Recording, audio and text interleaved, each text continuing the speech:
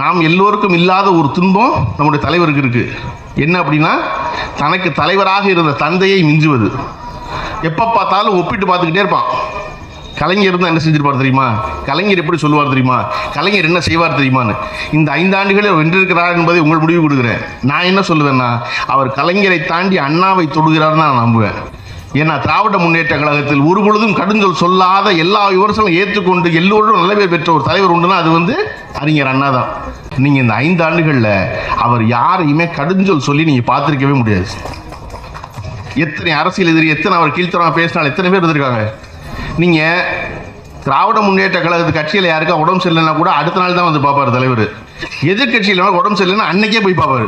ஏன்னா இவெல்லாம் நம்மளை ரொம்ப திட்டினவன் இல்லையா, அவெல்லாம் நல்லா இருந்துட்டோம், அவன் ரொம்ப முக்கியம், இவெல்லாம் இருக்கணும், இருந்தால் தான் இவரெண்டும் பாராட்டு பெறும் ஆட்சியாக என் ஆட்சி இருக்குன்னு சொன்னார் இல்லையா. அப்படி அவர் போய் பார்க்குறாலாம் பார்த்தீங்கன்னா ரொம்ப கடுமையாக திட்டுவீங்க.